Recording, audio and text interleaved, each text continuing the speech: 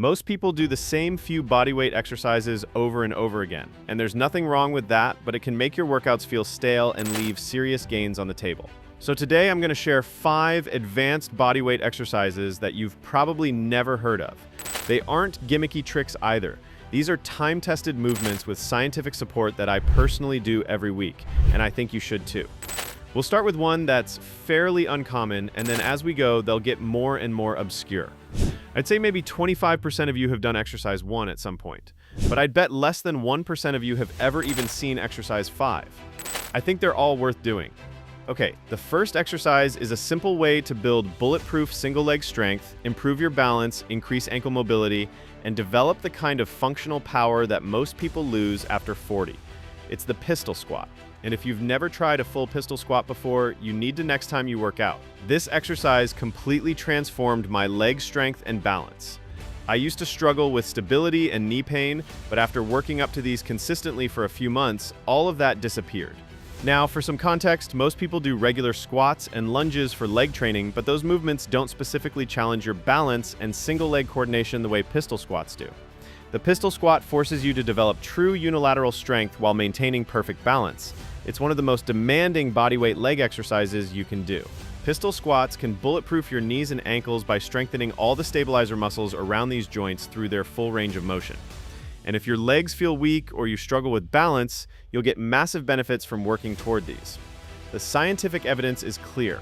Training on one leg develops coordination, strength, and injury resilience that bilateral exercises alone can't match. First, start by standing on one leg with the other leg extended straight out in front of you. Your arms can reach forward for balance. Now slowly lower yourself down by bending at your hip and knee.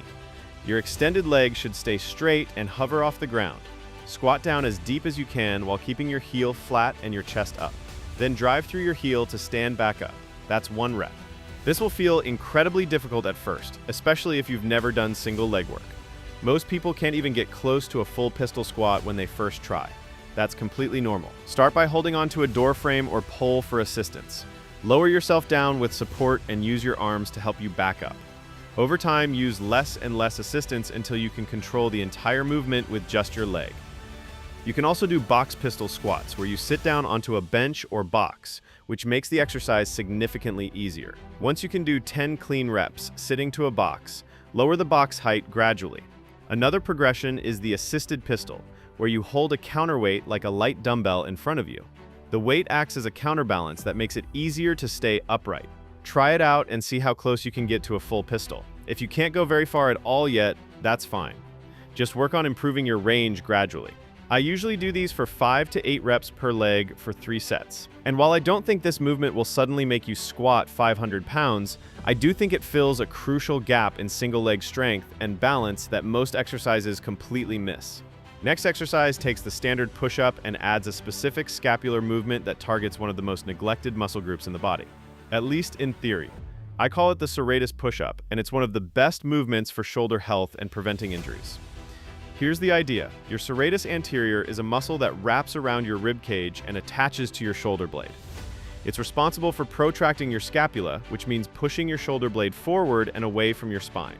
With the serratus push-up, you're training this crucial stabilizer muscle that most people completely ignore. This builds shoulder health, improves your overhead pressing strength, and prevents the winging scapula that causes so many shoulder problems. One of the reasons I love it is because weak serratus muscles are one of the main causes of shoulder impingement and pain, yet almost nobody trains them directly. Here's what you do. Get into a standard push-up position with your hands under your shoulders and your body in a straight line. But instead of bending your elbows to do a push-up, you're going to keep your arms completely straight from this locked arm position. Let your shoulder blades come together slightly. Your chest will sink down an inch or 2 between your shoulders. Then push your shoulder blades apart as far as you can, protracting them forward. Your upper back should round slightly as you reach your shoulders away from each other. That's 1 rep. For technique, the movement is very small compared to a regular push-up. You're only moving a couple inches, but you should feel your serratus muscles, which run along your rib cage, under your armpits. Working hard, keep your core tight and your body straight throughout. Don't let your hips sag.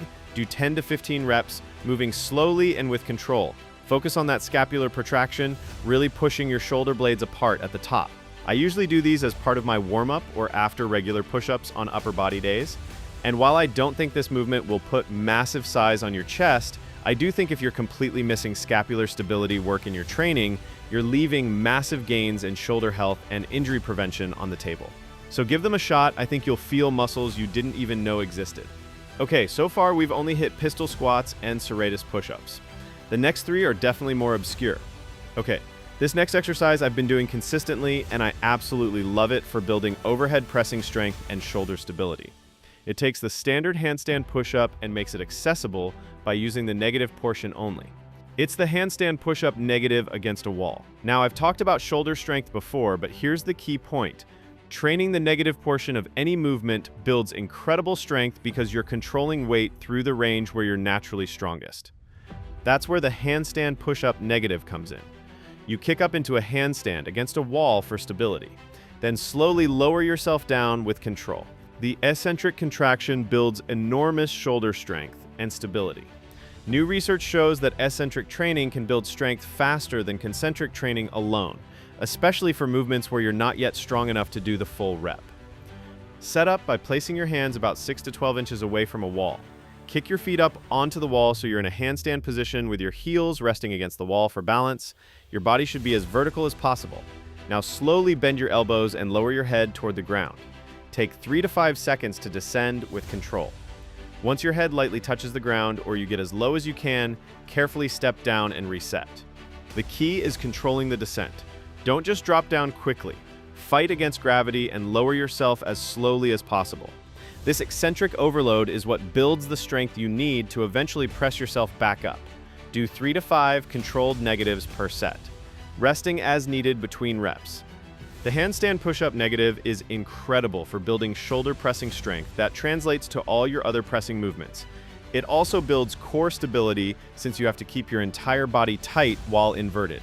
I've been doing these twice a week, and the shoulder strength and stability gains have been remarkable. Fair warning, your shoulders will be sore the first time you try these. Start with just a few reps and build up gradually. Okay, now we're getting a little bit more obscure. So I don't think I've seen many people do this one outside of serious athletes and physical therapists. It's the Copenhagen plank, and it's amazing for hip and groin health. First, I should explain why I like them so much. It's really because this is one of the only ways to strengthen your adductor muscles, the muscles on the inside of your thigh, in a functional way. When you just do regular planks or side planks, your adductors don't get challenged much at all. But weak adductors are a major cause of groin strains, hip pain, and knee problems. The Copenhagen plank solves that problem by creating massive tension in your adductors while also working your core and obliques. That's what makes it so effective for injury prevention. The technique requires a bench or elevated surface. Position yourself perpendicular to the bench in a side plank position. Your top leg goes on the bench with either your foot or your knee resting on it, depending on the difficulty level you want. Your bottom leg hangs in the air. Now lift your hips up so your body forms a straight line from head to feet. Hold this position for 15 to 30 seconds. The key is keeping your hips lifted and your body straight. Your top leg adductors have to work incredibly hard to support your entire body weight. You'll feel muscles on the inside of your thigh burning that you probably didn't even know existed. To make it easier, bend your top leg and rest your knee on the bench. To make it harder, keep your top leg straight with just your foot or ankle on the bench. Obviously, you need to be careful with this one if you have any groin injuries, but for most people, it's completely safe and incredibly effective. Now, if you don't have a bench, you can use a chair, couch, or even have a partner hold your ankle. The height doesn't matter as much as the position and the tension on your adductors. It's not that I think Copenhagen planks are going to suddenly give you huge legs, but I do think if you're completely missing adductor strengthening work in your training, you're probably leaving significant injury prevention and hip health on the table. So try these out. Let me know what you think after a few weeks of practice. Now, before I show you the fifth and final exercise, let me address something important. If you're dealing with chronic aches and pains, stiff joints, or you feel like your body just doesn't move the way it used to, you're not alone. Most people think they're stuck with these problems forever. But what if there was a simple step-by-step system that could help you move pain-free again? I created Reboot Your Body specifically for people struggling with these exact issues. It's a 30-day program designed to restore the movement and strength you've lost, so you can play with your kids or grandkids, get through your day without constant aching, and feel confident in your body again. Imagine waking up without that stiff back, moving freely without limitation, and living life the way you're supposed to. The link is in the description below if you want to check it out. All right, let's go even deeper. This last exercise is something almost nobody does correctly, but it's one of the best movements for core strength and spinal stability. Okay, this one is a pretty uncommon core exercise that I've been doing weekly. The hollow body hold. This is a classic movement in gymnastics training, and it was actually a staple for building the kind of core strength that allows for advanced bodyweight skills. It'll work your entire anterior core, your hip flexors, and even your quads, all while teaching your body to maintain a posterior pelvic tilt under tension. The sustained isometric contraction creates the exact type of core stability that prevents back pain and improves all your other movements. Your abs have to work maximally to maintain the position against gravity and the leverage of your extended limbs. Actually, the first time I did these properly, my abs were so sore I could barely laugh or cough for 3 days. So don't say I didn't warn you. On top of that, your hip flexors and quads have to work to keep your legs elevated and your shoulders engaged to keep your arms in position. It really is a full body tension exercise. For the technique, lie flat on your back with your arms extended overhead and your legs straight. Now press your lower back completely flat against the ground by tilting your pelvis posteriorly. This is crucial. There should be zero space between your lower back and the floor. From this position, lift your shoulders and legs off the ground just a few inches. Your arms should reach long overhead and your legs should be straight with your toes pointed. The goal is to hold this hollow body position with your lower back glued to the floor. If your back arches even slightly, you've lost the position. Most people find they need to bend their knees or bring their arms down by their sides to maintain a flat back initially. That's perfectly fine. Start with the modification you need, then progress to straight legs and arms overhead as you get stronger. Hold this position for 20 to 30 seconds initially, working towards 60 seconds as your core strength improves. Your entire core should be shaking and burning by the end of each hold. If it feels easy, you're probably not maintaining the proper posterior pelvic tilt with your back flat on the ground. The hollow body hold is special because it's the foundational body position for almost all advanced gymnastics skills. But even if you never plan to do a front lever or back flip, the core stability you build here transfers directly to preventing back pain and improving your posture. The ability to maintain a neutral spine under tension is one of the most important skills for lifelong back health. Okay, this wraps up the 5 most underrated bodyweight exercises that can completely transform your body. Let me give you a simple way to program these into your training. You don't need to do all 5 in one workout. That would take forever and probably overtrain some areas. Instead, spread them throughout your weekly routine. Add pistol squats to your leg, day after your main lower body work. Do 3 sets of 5 to 8 reps per leg using whatever assistance level you need. These will build serious single leg strength over time. Include serratus push-ups in your upper body warm-up or at the end of your chest and shoulder workouts. Just 2 sets of 10 to 15 reps makes a massive difference in shoulder health. Do handstand push-up negatives once or twice per week on upper body days. 3 sets of 3 to 5 controlled negatives. These won't fatigue you too much, but they'll dramatically improve your overhead pressing strength. Add Copenhagen planks to your ab or lower body days. 3 sets of 20 to 30-second holds per side. Within a month, your adductors and hip stability will be noticeably stronger. Finally, do hollow body holds as part of your core training 2 to 3 times per week. 3 sets of 20 to 60-second holds, depending on your ability. Focus on maintaining that flat back position throughout.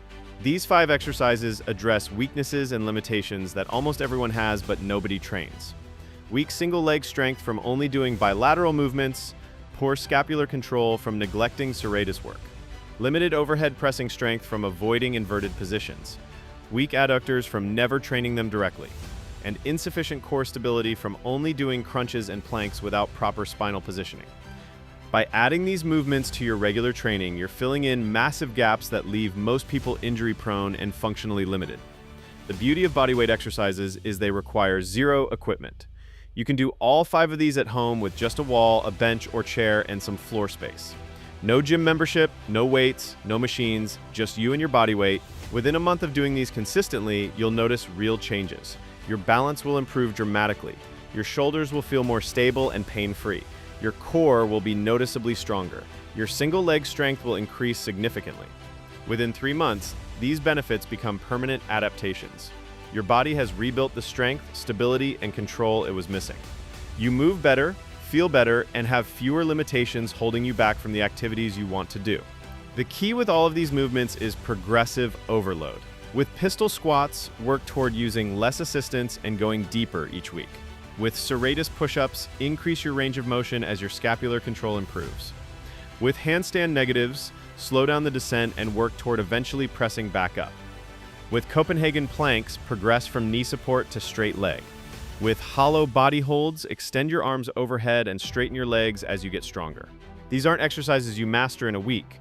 They're lifelong practices that continue challenging you and improving your body for years. That's what makes them so valuable. Unlike basic exercises that you quickly plateau on, these movements have endless progressions to keep you improving. So try them out for yourself and let me know what you think. Add them to your training rotation, be consistent with them, and watch how much better your body moves and feels. These 5 bodyweight exercises might just be the missing pieces your training has desperately needed all along.